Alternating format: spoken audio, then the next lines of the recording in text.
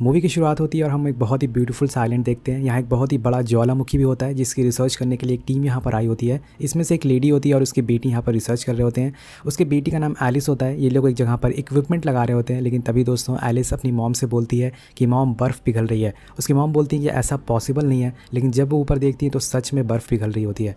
वो एलिस का हाथ पकड़ती है और वहाँ से लेकर उसको भागना चालू कर देती है। और दूसरी साइड कैंप में जो दूसरे लोग होते हैं उनको भी झटके लगना चालू हो जाते हैं और वो देखते हैं कि ज्वालामुखी फटना चालू हो गया है। सभी लोग भागने लगते हैं। इस कैंप में दोस्तों एलिस के फादर भी होते हैं जिनका नाम ली होता है। वो उसकी मॉम से रेडियो पर बात करते हैं और मदद के लिए निकल जाते हैं। और इधर एलिस और उसकी मॉम भागते हुए एक ट्रक को देखते हैं। एलिस उस ट्रक पर चढ़ जाती है, लेकिन जैसे ही उसकी मॉम उस पर चढ़ने वाली होती है एक आग का गोला उनके पास आकर गिरता है और जिससे कि वो दूर जाकर गिरती हैं। यहाँ पर अब ली भी आ जाता है अपनी कार से, लेकिन तभी एक और ज्वालामुखी का टुकड़ा आकर उसकी कार पर गिरता है जिससे कि उसकी कार वहीं पर पलट जाती है। अब दोनों के पास बचने का कोई रास्ता नहीं होता, इसलिए थोड़ी देर में यहाँ पर ज्वालामुखी इन दोनों को अपने अंदर समा लेता है। उसके बाद दोस्तों हम कई साल बाद का समय देखते हैं जहाँ पर ली एक प्रेजेंटेशन दे रहा होता है। इसका मतलब उस हादसे में ली बच गया होता है। वो नेचर के बारे में बता रहा होता है कि नेचर ना तो किसी से प्यार करता है और ना ही किसी से दुश्मनी। वो उसी तरह से बर्बाद होता है जिस तरह से वो बनता है। और उसकी बातों से हमें पता चलता है कि जो ज्वालामुखी वहाँ पर फटा था वो बहुत ही ज़्यादा भयानक था, जिसने सिर्फ 20 मिनट में आसपास की सभी चीज़ें तबाह कर दी। लेकिन हमें यहाँ पता चलता है कि कुछ लोग उस ज्वालामुखी पर एक थीम पार्क बना रहे हैं और उन्हें खतरे का अंदाज़ा नहीं है कि ये ज्वालामुखी कितना ज़्यादा खतरनाक है। अब हम उसी पार्क में एलिस को देखते हैं जो कि अब बड़ी हो चुकी है। वो ज्वालामुखी के अंदर उतरती है और एक सेंसर डिवाइस लगाने लगती है। बाहर से उसका जो कलीग होता है जिसका नाम शॉन होता है वो उसे गाइड करता है। सो फाइनली एलिस उस डिवाइस को लगा देती है, जिसके बाद ऊपर आने लगती है, लेकिन तभी ऊपर से रस्सी फिसल जाती है और एलिस नीचे गिरना चालू हो जाती है। लेकिन एलिस की यहाँ पर किस्मत अच्छी होती है, तभी ऊपर एक आदमी उसकी रस्सी पकड़ लेता है और उसे बचा लेता है। उसके बाद दोस्तों शॉन उस सेंसर डिवाइस को ऑन कर देता है जिससे कि ज्वालामुखी का सारा होलोग्राफिक व्यू हमें दिखाया जाता है, जो कि देखने में बहुत ही ज़्यादा खूबसूरत होता है। लेकिन यहाँ पर एलिस को लगता है कि वो ज्वालामुखी फिर से जाग रहा है और थोड़े ही दिन में वो फट जाएगा, जिसकी वजह से वो सभी दुकानें यहाँ पर वो बंद करवाना चाहती है। लेकिन जो उसका सीनियर होता है वो बोलता है कि हमारे पास अभी सही डेटा नहीं है, हम ये थीम पार्क बंद नहीं करवा सकते हैं, इसमें बहुत बड़े बड़े लोगों का पैसा लगा हुआ है। और उसके बाद हम दूसरी तरफ दोस्तों ली को देखते हैं जो कि ज्वालामुखी के बारे में और जानकारी लेने लगता है, लेकिन तभी उसको कुछ दिखता है और ली बोलता है ओह माय गॉड।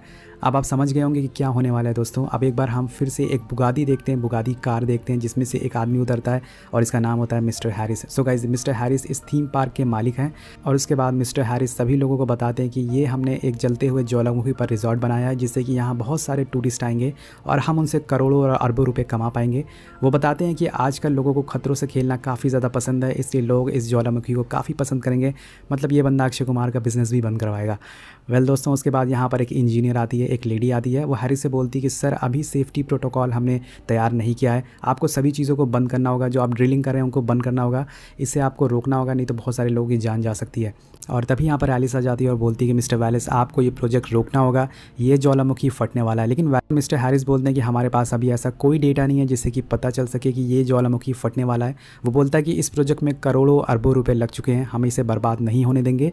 एलिस उनसे बोलती है कि आप एक 400 मील रफ्तार वाले ज्वालामुखी से भाग नहीं सकते हैं। यहाँ पर वो अपनी मॉम की बात कर रही होती है जिनकी कि इस ज्वालामुखी में जान चली गई थी। उसके बाद अगले सीन में शॉन एलिस को एक ड्रोन दिखाता है जो कि साइज़ में बहुत ही ज़्यादा बड़ा होता है। वो इसके फीचर्स बताने लगता है कि इसमें 24 मेगापिक्सल का कैमरा है, फलाना है, ढिमकाना है। सो गाइस इस सीन के बाद हम देखते हैं कि ली भी इस आइलैंड पर आ जाता है। वो एलिस से बोलता है कि मेरे साथ यहाँ से चलो, कुछ ही देर में ये ज्वालामुखी फटने वाला है। लेकिन एलिस उनकी बात नहीं मानती है। उसके बाद हम हैरिस की वाइफ को देखते हैं जिनका नाम कॉनवी होता है। वो कुछ टूरिस्ट को ये रिजॉर्ट दिखाने लगती हैं। पहले तो ये सभी लोग एक लिफ्ट में या फिर एक मेट्रो में बैठते हैं और फिर दोस्तों हम इस आइलैंड को देखते हैं जो कि बहुत ही ज़्यादा खूबसूरत होता है। ये मेट्रो से पूरा आइलैंड का टूर करते हैं और काफ़ी ब्यूटीफुल सीन देखते हैं। तो ये सीधा जो मेट्रो होता है वो ज्वालामुखी के पास जाकर रुकती है जिससे कि ये उसको बिल्कुल करीब से देख सकें। अब ये सभी लोग नज़ारा देख रहे होते हैं, बहुत ही ज़्यादा खुश होते हैं। और इधर एलिस और ली भी हेलीकॉप्टर से इस ज्वालामुखी के पास पहुँच जाते हैं।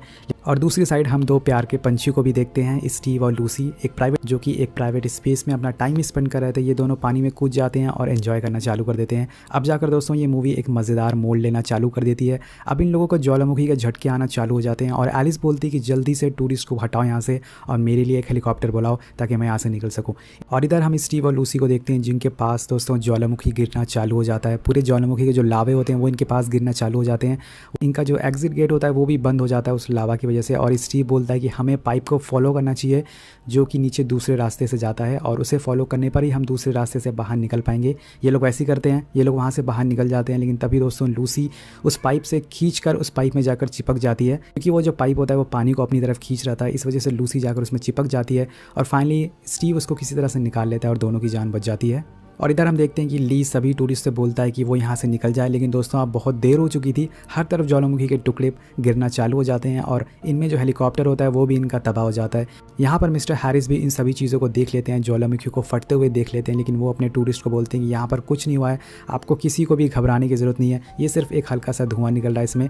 और दोस्तों अब गर्मी की वजह से ज़मीन से जो स्टीम निकलना चालू हो जाता है, जिसकी वजह से बहुत सारे लोगों की इसमें जान चली जाती है। और एलिस और ली बचे हुए लोगों को लेकर उस लिफ्ट में भागने लगते हैं और सभी बेस स्टेशन पर अनाउंसमेंट कर दी जाती है, जिसके बाद सभी बचाव जो करता होते हैं वो निकल जाते हैं इन लोगों को बचाने के लिए। उसके बाद हम एलिस और ली को देखते हैं जो कि मेट्रो में भाग रहे होते हैं, लेकिन तभी दोस्तों ज्वालामुखी का एक टुकड़ा आकर इनकी मेट्रो के ट्रैक को तोड़ देता है, और जिस वजह से एलिस बोलती है कि हमें सामने वाली मेट्रो में कूद कर जाना होगा, नहीं तो हम सभी मारे जाएंगे। ये सभी लोगों को बचा लेते हैं, लेकिन तभी वो मेट्रो नीचे गिर जाती है। इसमें होते हैं 3 लोग, एलिस, ली और हैरिस की वाइफ। अब ये जो मेट्रो का डिब्बा होता है वो पहाड़ के नीचे गिरना चालू हो जाता है, लेकिन तभी स्टीव और लूसी की कार से ये डिब्बा टकरा जाता है, जिसकी वजह से ये पहाड़ से नीचे नहीं गिर पाता और इन सभी लोग की जान बच जाती है फाइनली लूसी और स्टीव की वजह से। उसके बाद ये सभी लोग कार से यहाँ से निकल जाते हैं और इधर शॉन इनको बताता है कि लावा पूरे गांव में फैल रहा है, जिससे कि सभी गांव वाले भाग रहे हैं। इन लोगों के पास सिर्फ 1 घंटा बचा हुआ यहाँ से निकलने के लिए, अगर ये नहीं निकले तो ज्वालामुखी इनको पूरी तरह से जला कर रख देगा। अब दोस्तों हम देखते हैं कि बड़े बड़े ज्वालामुखी के टुकड़े रिजॉर्ट पर भी गिरना चालू हो गए हैं और सब लोग अपनी जान बचाकर भागना लग रहे हैं। यहाँ पर एक टुकड़ा आकर हैरिस के पास गिरता है, जिसकी वजह से वो भी जख्मी हो जाता है और अब उसे एलिस की बात याद आने लगती है कि 400 मील की रफ्तार वाला ज्वालामुखी को आप रोक नहीं सकते हैं, उससे भाग नहीं सकते हैं। वेल इसको रियलाइज़ हो जाता है कि उसने बहुत ही बड़ी गलती कर दी है।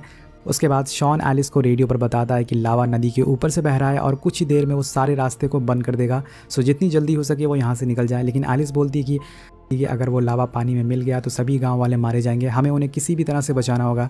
एलिस बोलती है कि हमें जियोथर्मल पाइप को साउथ में ड्रेन करना होगा, जिससे कि सभी तबाही रुक जाए और डाइवर्ट हो जाए। लेकिन यहाँ पर दोस्तों एक प्रॉब्लम होती है, वहाँ पर जाने के लिए इनको कोड चाहिए और तभी हैरिस की वाइफ बोलती है कि उनके पास कोड है और ये सभी लोग उन सभी लोगों को बचाने के लिए निकल जाते हैं। इधर हम रिजॉर्ट में देखते हैं हैरिस आराम से बैठ के सभी चीज़ को तबाह होते हुए देख रहा होता है, लेकिन तभी उसे CCTV कैमरा में एक छोटी बच्ची रोते हुए दिखाई देती है और उसके अंदर की इंसानियत जाग जाती है। वो दौड़ कर बाहर जाता है और उस बच्ची को उठाकर बोट पर छोड़ देता है। हैरिस दोस्तों बोट पर नहीं जाता, वो यहीं पे रुक जाता है। वो बोलता है कि मैं यहीं रुकूंगा जब तक मेरी पत्नी नहीं आ जाती, और वो बोट फाइनली यहाँ से निकल जाती है। लेकिन हम देखते हैं कि एक बहुत ही बड़ा ज्वालामुखी का टुकड़ा आकर हैरिस के ऊपर गिरता है, जिसकी कि उसकी वहीं मौत हो जाती है। यहाँ पर शॉन एलिस से बोलता है कि अगर तुम लोगों ने रिजर्वायर को ड्रेन किया तो तुम लोग ज्वालामुखी के रेंज में आ जाओगे, जिससे कि तुम सभी मारे जाओगे। एलिस ये जोखिम उठाने के लिए तैयार होती है और ये लोग आगे बढ़ना चालू हो जाते हैं, लेकिन तभी एक लावा की नदी इनके पीछे पड़ जाती है। वो लोग उसे भागना चालू कर देते हैं और बड़ी मुश्किल के बाद वो रिजर्वायर पहुंच पाते हैं। लेकिन यहाँ पर दोस्तों शॉन इन्हें बताता है कि तुम्हारे पास सिर्फ 2 घंटे बचे हुए हैं, हेलीकॉप्टर तुम तक पहुंच जाएगा, इसलिए फटाफट अपना काम करो और वहाँ से निकल जाओ। दोस्तों जब ये लोग रिजर्वायर के अंदर पहुँचते हैं तो वहाँ पर लावा पहुँच चुका था और इन्हें जो वॉल्व गिराना था, जो सर्किट इनको नीचे गिराना था, उसके पास भी लावा पहुँच चुका था। तो वहाँ पर जाना बहुत ही ज़्यादा मुश्किल होता है। एलिस यहाँ पर अपना दिमाग चलाती है, वो शॉन से बोलती है कि तुम अपना ड्रोन इस रिजर्वायर के छत पे टकरा दो, जिससे कि जो वॉल्व हो वो गिर जाए और यहाँ पर जो सारा ड्रेनेज सिस्टम है वो ऑन हो जाए। वो ऐसे ही करता है। अगले पल जो उसका बहुत ही बड़ा ड्रोन होता है जिसने कि उसने बनाया था, वो आकर उस रिजर्वायर के छत को टकराता है, जिससे कि दोस्तों यहाँ पर जो डैम होता है वो डैम खुल जाता है और सारा पानी वहाँ से निकलना चालू हो जाता है। उसके बाद हमें न्यूज़ से पता चलता है कि वो पानी के निकलने से सभी लावा थोड़ी देर के लिए रुक गया है, जिसकी वजह से गाँव वाले की जान बच गई है। लेकिन दोस्तों यहाँ पर लावा और पानी के मिक्सचर से हर तरफ धुआं उठना चालू हो जाता है, जिससे कि हर तरफ अंधेरा हो जाता है। और यहाँ पर लूसी बोलती है कि उसके, और यहाँ पर हमें पता चलता है, लूसी सबको बताती है कि उसके ग्रैंडपा अभी भी गांव में फंसे हुए हैं, इसलिए वो स्टीव दोनों उन्हें बचाने के लिए निकल जाते हैं। अब वो लोग गांव पहुँच जाते हैं, लेकिन यहाँ पर पूरा गाँव जल चुका था, लेकिन अभी भी उनके ग्रैंडपा जिंदा होते हैं। तो उसी से बोलते हैं कि बेटा तुम्हें बहुत ही बहादुर बनना होगा, मेरा वक्त आ चुका है, लेकिन तुम्हें अपनी जान बचानी होगी। मैंने तुम्हें आखिरी बार देख लिया है, अब मैं आराम से मर सकूँगा। और दादाजी वहीं अपना दम तोड़ देते हैं, जिसे देखकर लूसी रोने लगती है। और उसके बाद यहाँ से सभी लोग निकल जाते हैं, लेकिन आगे बढ़ते हुए इनकी कार एक लावा में फंस जाती है, जिससे कि इनका जो टायर होता है उसमें फंस जाता है और इनकी जो पूरी कार है वो नीचे खाई में गिरने वाली होती है।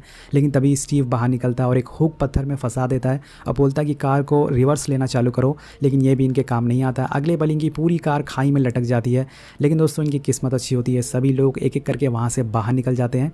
सभी लोग शॉन के बेस में पहुंच जाते हैं और उस ज्वालामुखी को देखते हैं और यहाँ पर ली बोलते हैं कि सभी लोग सब कुछ पीछे छोड़कर जितनी जल्दी हो सके यहाँ से भाग जाओ।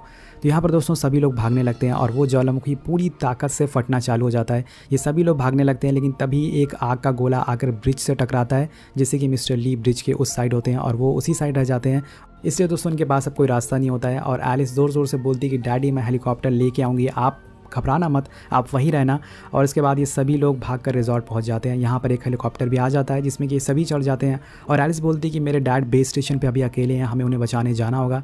लेकिन यहाँ पर दोस्तों शॉन बोलता है कि वहाँ जाना बहुत ही ज़्यादा खतरनाक है, वो बेस पूरी तरह से तबाह हो चुका है। लेकिन हम उसके बाद मिस्टर ली को देखते हैं जो कि बाइक से भाग रहे होते हैं, लेकिन दोस्तों ज्वालामुखी उनके पीछे पड़ा होता है और अगले पल उनकी बाइक वहाँ पर गिर जाती है और ज्वालामुखी उनको लेकर निकल जाता है। वेल दोस्तों एलिस हेलीकॉप्टर से अपने डैड को मरते हुए देख लेती है और वहीं रोने लगती है और बोलती है कि डैड मुझे माफ़ कर दो। उसके बाद हम इस ज्वालामुखी की पूरी ताकत देखते हैं जो कि अपनी पूरी ताकत से फटता है। ये बहुत ही ज़्यादा बड़ा होता है दोस्तों, बहुत ही ज़्यादा भयानक होता है।